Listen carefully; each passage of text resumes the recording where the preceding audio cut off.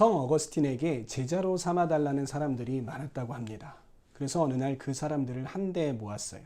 그러면서 어거스틴은 배추를 한 포기씩 각 사람에게 나누어 주었다고 합니다. 그리고는 어거스틴은 이렇게 말하고 들어갔습니다. 제가 나올 때까지 배추들을 거꾸로 심으세요. 사람들은 어거스틴의 괴상한 요구에 고민하기 시작했습니다. 제대로 심어야 할지 아니면 거꾸로 심어야 할지. 시간이 지나고 어거스틴이 나왔습니다. 그리고 심은 배추들을 확인하기 시작했어요. 그런데 단 한 사람만 어거스틴이 말한 대로 배추를 거꾸로 심었습니다. 그리고 다른 사람들은 모두 배추를 제대로 심은 거였어요. 그 모습을 보고 어거스틴은 이렇게 말했다고 합니다. 다른 사람들은 배추를 잘 심어서 먹고 살 만한 능력이 있는 것 같습니다. 그러나 오직 배추를 거꾸로 심은 저 사람은 먹고 살 길이 없는 것 같네요. 그러니 배추를 거꾸로 심은 저 사람을 저의 제자로 삼겠습니다.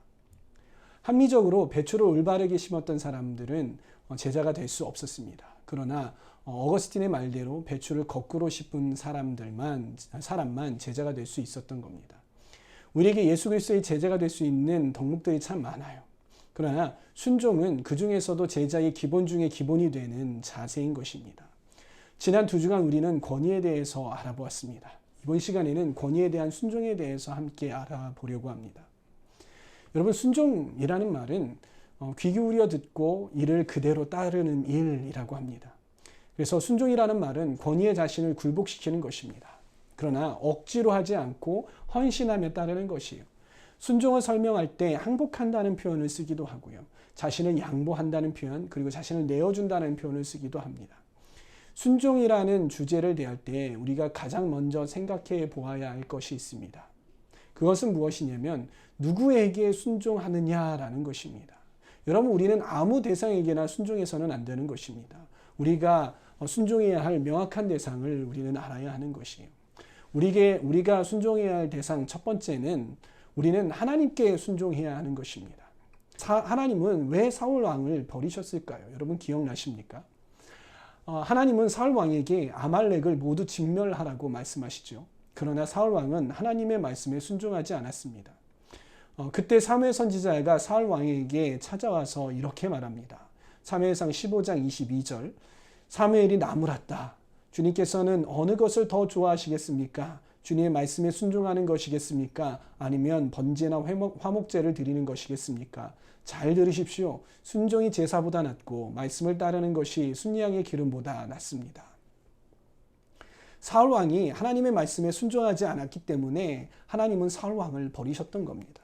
하나님이 가장 원하시는 것은 하나님의 말씀에 순종하는 것이에요. 하나님의 말씀에 순종하지 않는 사람은 다른 어떤 권위자에게도 순종할 수 없습니다. 이렇게 하나님께 순종하는 것이 모든 순종의 기초라는 사실을 여러분들 기억하시기 바랍니다. 우리는 누구에게 순종해야 될까요? 두 번째, 가정 안에서 순종해야 합니다. 골로새서 3장 18절에서 20절까지는 우리가 가정 안에서 어떻게 생활해야 되는가에 대해서 나옵니다. 골로새서 3장 18절 말씀은요, 아내는 남편에게 순종해야 한다라고 말합니다. 함께 읽어봅니다. 아내된 이 여러분, 남편에게 순종하십시오. 이것이 주님 안에서 합당한 일입니다. 여성 여러분, 여러분들이 앞으로 가정을 이룰 텐데요. 남편에게 순종하는 것이 성경적인 것임을 기억하시기 바랍니다. 그래서 앞으로 여러분들이 결혼하셨을 때에 남편에게 잘 순종하는 여성분들 되시기를 축복합니다. 되게 이 말을 하면 여성들은 기분 나빠하는 분들이 있더라고요. 그리고 남성분들은 상당히 좋아합니다. 그러나 하나님은 남성들에게도 말씀하십니다. 그것은 남편들도 아내에게 순종하라는 것입니다. 에베소서 5장에도요, 이 남편들과 아내의 관계에 대해서 나오는데요. 그 시작하는 21절을 보면 그리스도를 두려워하는 마음으로 서로 순종하라 라고 말합니다. 아내만 남편에게 순종하는 것이 아니라 남편도 아내에게 순종해야 하는 것입니다. 그리고 오히려 말씀은 남편이 아내 사랑하기를 예수님께 교회를 사랑하는 것과 같이 하라고 하는 겁니다. 우리 에베소서 5장 25절 말씀을 함께 읽어볼까요? 남편된 이 여러분, 아내를 사랑하기를 그리스도께서 교회를 사랑하셔서 교회를 위하여 자신을 내어주신 같이 하십시오. 이렇게 남편도 아내를 사랑하고 아내를 존중하고 아내에게 순종해야 하는 것입니다. 또한 우리는 부모님께 순종해야 합니다.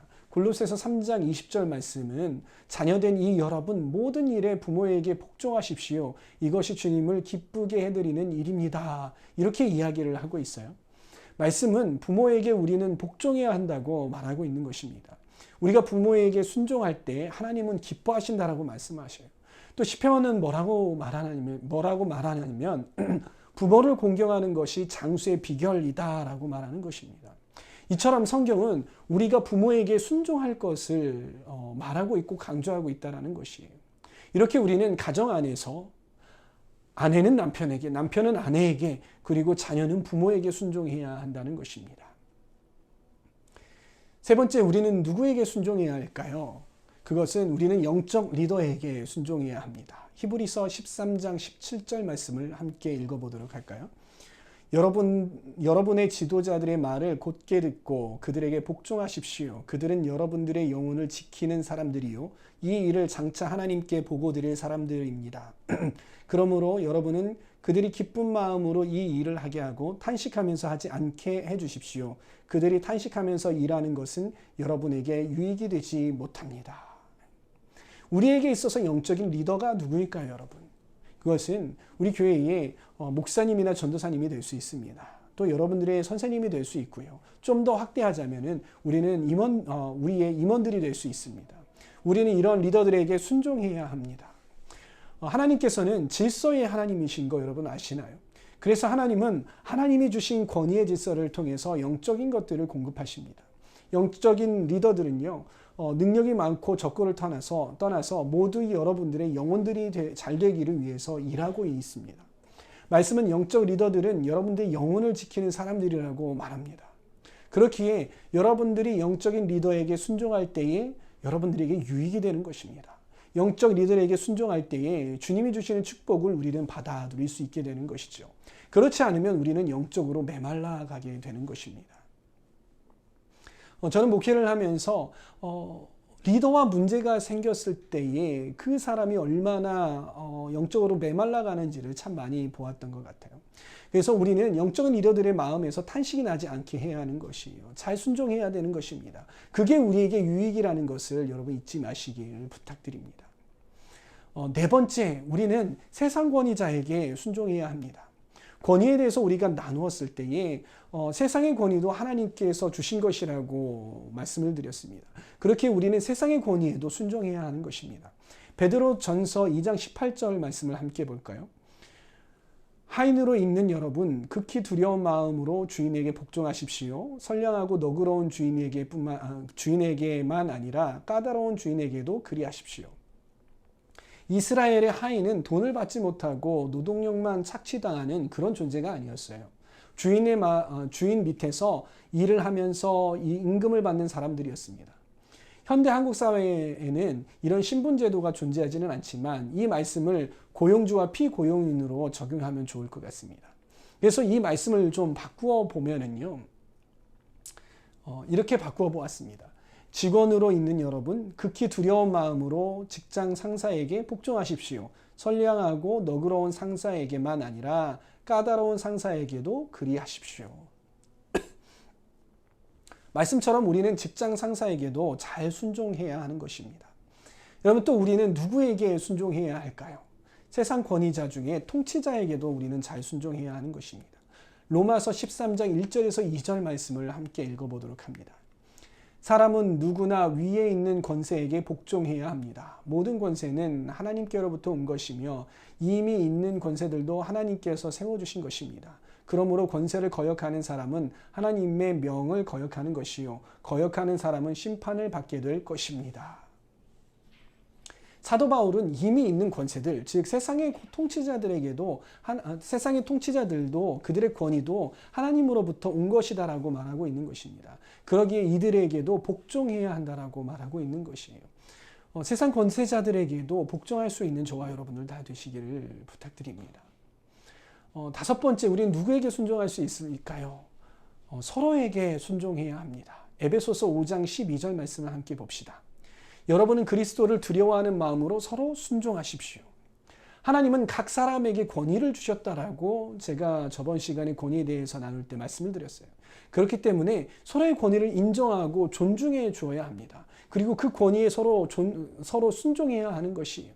순종은요, 일방적인 것이 아닙니다. 순종은 서로 해야 하는 것입니다. 우리 공동체 안에서 회장이 어떤 일을 하려고 합니다. 그 일을 하기 위해서 얼마의 재정이 필요하죠. 그런데 회계가 말하는 거예요. 그런데 회계가 이렇게 말하는 거예요. 그 일을 하려면 얼마의 재정이 필요한데 지금 재정이 이 정도밖에 없습니다. 계획을 좀 줄여주시면 안 될까요? 그럼 회장이 어떻게 반응해야 할까요? 네가 뭔데 회장인 나에게 줄이라 말아야? 네가 감히 나에게?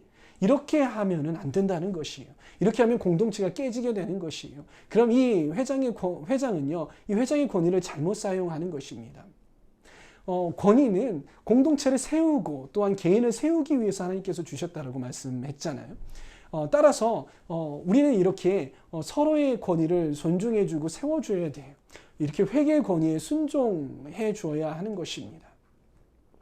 여러분, 우리는 나의 안에 순종이 충만할 때와 또 순종이 결여될 때를 잘 알아야 합니다. 순종이 충만할 때는 계속 순종하면 됩니다. 그러나 문제는 무엇이냐면 순종이 결여될 때를 모를 때인 것이에요.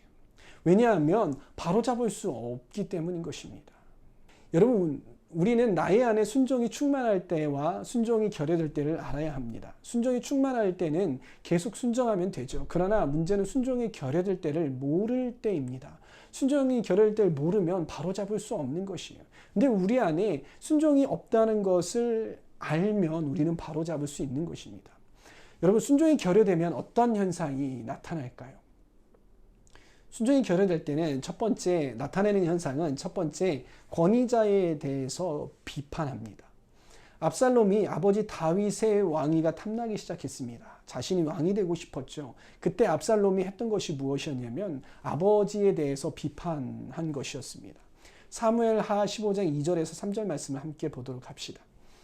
그리고 압살롬은 아침마다 일찍 일어나서 성문으로 들어오는 길가에 서 있곤 하였다. 그러다가 소송할 일이 있어서 판결을 받으려고 왕을 찾아오는 사람이 있으면 압살롬은 그를 불러서 어느 성읍에서 오셨느냐고 묻곤 하였다.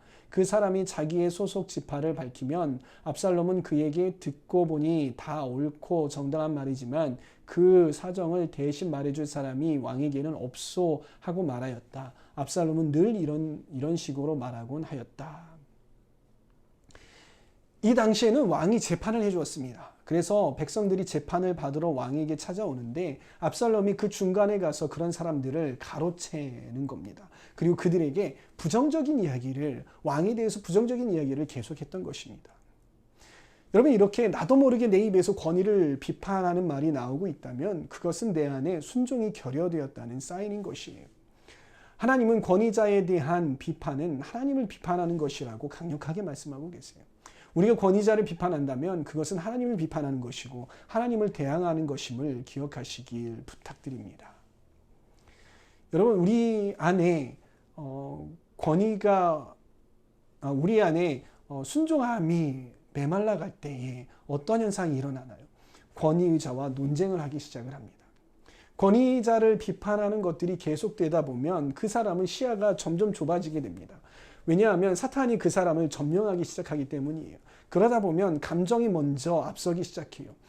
그 리더가 옳든지 또 옳지 않든지 그 여부에 관계없이 그냥 그 리더가 꼴보기 싫어지는 것입니다.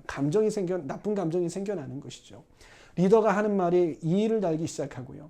권위자의 결정에 반복적으로 도전하기 시작을 합니다. 여러분, 여러분들이 만약 이럴 때가 있다면 이럴 때는 내 안에 순종이 결여되기 시작했다라는 증거인 것입니다. 이때는 빨리 돌이켜야 하는 것이죠.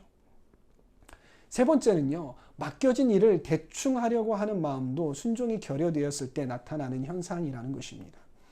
골로새서 2장 23절 말씀을 함께 봅시다. 무슨 일을 하든지 사람에게 하듯이 하지 말고 주님께 하듯이 진심으로 하십시오. 리더가 자신에게 맡겨준 일을 최선을 다해서 해야 하는 것입니다. 왜냐하면 그것도 하나님이 주시는 일이기 때문인 것입니다. 하나님은 그런 일을 통해서 사람의 중심을 보세요. 내가 별로 좋아하지 않은 일, 부담되는 일, 그리고 별로 가치 없다고 느껴지는 일이 맡겨졌을 때 많은 사람들은 최선을 다하지 않습니다. 그러나 하찮은 것 같은 일에도 최선을 다하는 사람은요, 하나님께서 인정하세요.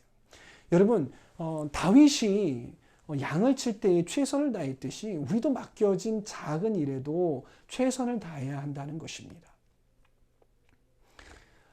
순종이 결여될 때 네 번째, 독립적이려고 합니다.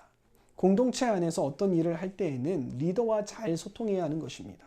그러나 어떤 사람은 리더와 소통하려고 하지 않습니다. 왜냐하면 순종하려고 하는 마음이 결여되니까 리더가 하라는 대로 하고 싶지 않은 것입니다.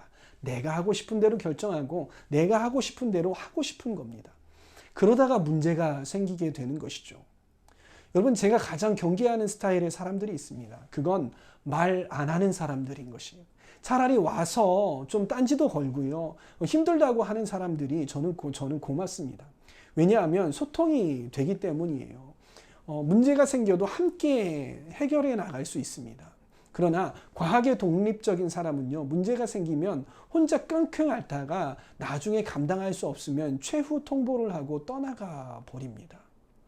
어떻게 도와줄 수 없어요. 이럴 때 제 마음 가운데 안타까움도 있고요, 답답한 마음도 있고 미안한 마음도 생기게 되는 것이에요.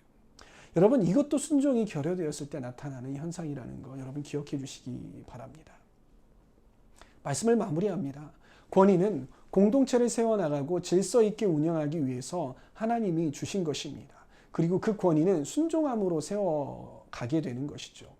권위자는 있는데 순종함이 없다면 그것은 제대로 된 공동체가 아닙니다.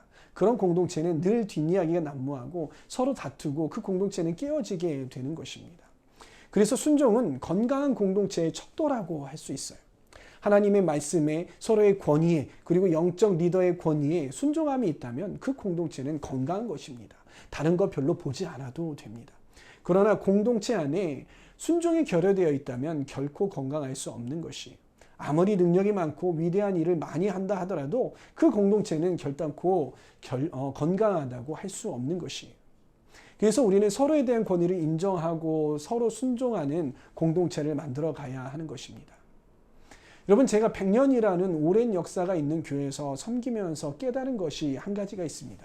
그것은 그 안에 아름다운 전통이 계속해서 이어져 내려오고 있다는 것이에요. 저는 우리 주임제 교회의 청년부가 순종의 분위기를 잘 만들어 갔으면 좋겠습니다. 여러분, 이런 분위기는 혼자서 만들어가는 것이 아닙니다. 함께 마음을 모으고 서로 세워가는 것이에요. 그래서 그런 분위기가 아름다운 전통이 되어서 오랜 시간이 되어도 하나님이 기뻐하시는 그런 건강한 공동체로 서 나아가는 우리 공동체가 되기를 소망합니다.